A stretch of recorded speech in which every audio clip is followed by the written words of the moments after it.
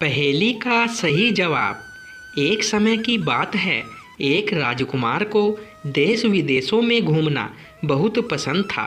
एक दिन उसने अपना एक विश्वसनीय सेवक अपने साथ लिया और अपने राज्य से चल दिया। वे दोनों चलते चलते एक घने जंगल में पहुंच गए। काफ़ी देर तक चलने पर भी उन्हें उस जंगल से बाहर निकलने का रास्ता नहीं मिला। धीरे धीरे अंधेरा होने लगा, पर उन्हें रात बिताने के लिए वहाँ कोई घर भी नहीं दिखाई दिया। थोड़ी दूर और चलने पर पानी भरकर ले जाती हुई एक सुंदर सी लड़की उन्हें मिली। उस राजकुमार को कुछ राहत मिली। अपना घोड़ा उस लड़की के सामने रोककर उसने पूछा, क्या मैं और मेरा सेवक एक रात आपके घर में गुजार सकते हैं? लड़की ने बड़ी मायूसी से जवाब दिया, हाँ, आप लोग यहाँ रात गुजार सकते हैं, पर मैं आपको इसकी सलाह नहीं दूंगी कि आप इस घर के अंदर जाएं। राजकुमार ने पूछा, ऐसी कौन सी बात है जो आप मुझे इस घर में जाने से रोक रही है? लड़की ने एक गहरी सांस ली और बोली, मेरी सौतेली माँ रात में कुछ जादू का काम करती है। उसे यह पसंद नहीं है कि कोई अजनबी रात्रि के समय उसके घर में आए। राजकुमार को लगा कि वह सचमुच एक जादूगरनी के घर पहुंच गया है, पर रात के अंधेरे में उस घने जंगल में किसी और जगह ठहरना भी खतरे से खाली नहीं था। अतः उसने सोचा कि अगर मैं जंगल में बाहर रहूँगा तो भी मरने का डर है, और अगर इस लड़की के घर में रहूँगा तो भी मौत का डर है, तो क्यों न मैं यहीं पर रात गुजारूं। जब राजकुमार ने उस लड़की के घर में ही रात गुजारने की विनती की, तो उस लड़की ने उसे चेतावनी दी कि उसकी माँ का दिया हुआ न खाना खाए और न ही कुछ पिए। रात में केवल सोकर वह सेवक सहित तड़के ही यहाँ से निकल जाए। राजकुमार उस लड़की की बात पर राजी हो गया। जैसे ही राजकुमार और उसका सेवक उस छोटे से अंधेरे घर में घुसे, उन्हें एक कोने में आग जलती हुई दिखाई दी। आग के सामने एक औरत बैठी हुई थी, जिसकी लाल लाल आंखों से गुस्सा साफ दिखाई दे रहा था। राजकुमार और उसके सेवक ने उस औरत को नमस्कार किया, तो उसने उन दोनों को एक कोने में बिछे हुए बिस्तर पर बैठने के लिए कहा। राजकुमार चुपचाप बिस्तर पर और उसी के पास ज़मीन पर उसका सेवक बैठ गया। उस औरत ने उन्हें जब कुछ खाने के लिए दिया, तो दोनों ने यह कहकर मना कर दिया कि उन्हें भूख नहीं है, वे थके हुए हैं और जल्दी ही सोना चाहते हैं। दोनों शांति से सो गए और सुबह जल्दी उठकर चलने की तैयारी करने लगे। जैसे ही राजकुमार अपने घोड़े पर सवार हुआ, वैसे ही वह जादूगरनी बाहर निकल आई और बोली, मैं तुम्हारे जाने से पहले कुछ पीने के लिए लाती हूँ, तुम दोनों मेरी प्रतीक्षा करो। जैसे ही वह जादूगरनी अंदर गई, राजकुमार अपने घोड़े को उस घर से दूर ले गया, पर उसका नौकर अपने घोड़े की काठी ठीक करने में लगा हुआ था। जब वह औरत हाथ में 2 गिलास लेकर उस सेवक के पास पहुंची, तो राजकुमार को वहां न देखकर उस सेवक से बोली, लो, इस गिलास का शरबत तुम पी लो और दूसरा गिलास अपने मालिक के लिए ले जाओ। जैसे ही सेवक ने दोनों गिलास पकड़ना चाहा, वैसे ही घोड़े ने हिनहिनाना शुरू किया। अतः दोनों गिलास छूटकर उसी घोड़े पर गिर गए और देखते ही देखते घोड़ा वहीं ढेर हो गया। सेवक यह सब कुछ देखकर बहुत डर गया और अपने मालिक के पास दौड़ गया। राजकुमार कुछ दूरी पर उसी का इंतजार कर रहा था। उसने शरबत वाली बात राजकुमार को बतलाई, तो उसने भगवान को लाख लाख धन्यवाद किया कि उसने आज उन दोनों की जान बचा ली। पर राजकुमार का सेवक अपने घोड़े की काठी को छोड़कर नहीं जाना चाहता था, क्योंकि अगर दूसरा घोड़ा भी ले तो उन्हें ऐसी काठी कहीं और नहीं मिल सकती थी। राजकुमार का सेवक जब अपनी काठी के लिए वापस गया, तो उस घर का दरवाज़ा बंद था, पर उसके मरे हुए घोड़े को गिद्ध खा रहा था। सेवक ने अपनी तलवार से उस गिद्ध को मार दिया। काठी और मरा हुआ गिद्ध लेकर वह राजकुमार के पास पहुंच गया। अब दोनों एक ही घोड़े पर चलकर जंगल से बाहर जाने का रास्ता ढूंढने लगे।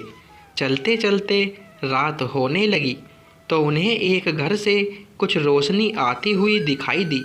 जब वे दोनों उस घर के सामने पहुँचे तो उन्हें पता लगा कि जंगल के आखिरी कोने पर एक सराय थी। सेवक ने यह गिद्ध उस सराय के मालिक को पकाने के लिए दिया। उसी समय उस सराय में 12 डाकुओं का एक दल खाना खाने के लिए आया तो सराय के मालिक ने उसी गिद्ध का सूप तैयार करके उन्हें पेश किया और थोड़ा सा अपने लिए भी रख लिया। डाकुओं ने जैसे ही यह सूप पिया, सभी वहीं पर लुढ़क गए और रसोई में सराय का मालिक भी। सराय के मालिक की बेटी वहाँ पर जीवित बची थी।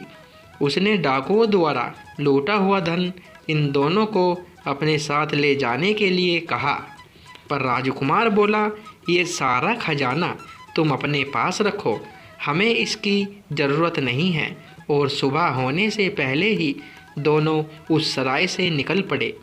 चलते चलते उन्हें उस जंगल से बाहर निकलने का रास्ता मिल गया।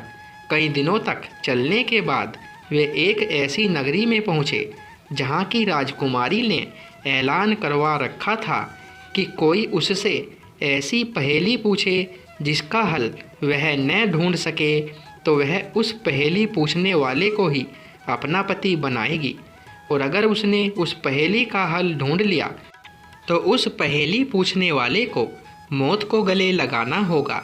इस राजकुमारी से शादी करने के लालच में कई नौजवानों को अपनी जान से हाथ धोना पड़ा था। इस राजकुमार ने भी जब लोगों से उस राजकुमारी की सुंदरता के बारे में सुना तो उसने भी उससे एक पहेली पूछने की सोची। उसने राजमहल जाकर अपनी इच्छा व्यक्त की। राजकुमारी उसकी पहेली का उत्तर देने के लिए तुरंत तैयार हो गई।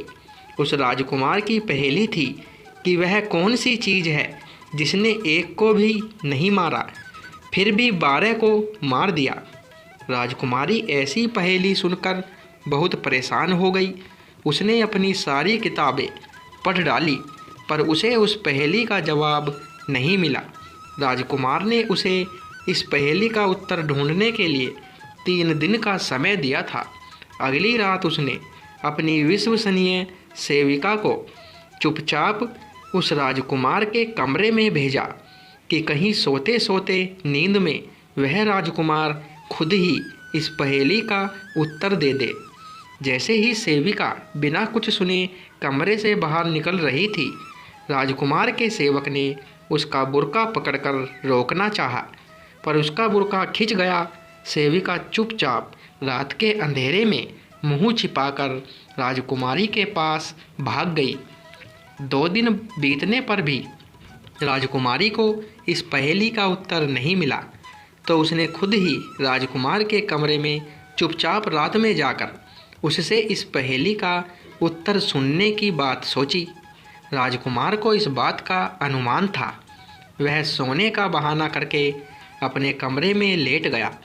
आधी रात में नीला बुर्का पहनकर राजकुमारी चुपके से उसके कमरे में घुसी और पूछने लगी, वह कौन सी चीज़ थी जिसने एक को भी नहीं मारा। राजकुमार ने जवाब दिया, एक गिद्ध जिसने जहर से मरे एक घोड़े को खाया और उसी जहर से खुद मर गया।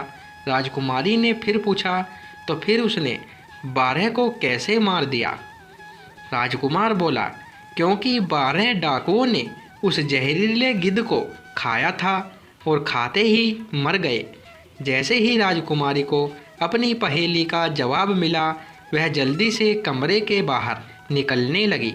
तभी राजकुमार ने उसका नीले रंग का मखमली बुर्का खींच लिया। राजकुमारी बुर्का छोड़कर भाग गई। अगले दिन उसने अपने राज्य के 5 जजों को पहेली का उत्तर देने के लिए बुलवाया। जैसे ही उसने पहेली का सही उत्तर राजकुमार को सुनाया, वैसे ही उसने राजकुमारी का नीला बुर्का उन जजों के सामने रख दिया और उन्हें बताया कि कल राजकुमारी खुद इस पहेली का हल ढूंढने के लिए उसके कमरे में आई थी और उसने जानबूझकर उसे इस पहेली का हल बतलाया था। बुर्के का सबूत उसकी बात को सच सिद्ध कर रहा था। अंततः राजकुमारी को उसी राजकुमार से विवाह करना पड़ा। दोस्तों, वीडियो पसंद आई हो तो वीडियो को लाइक, शेयर और चैनल को सब्सक्राइब करें। धन्यवाद दोस्तों।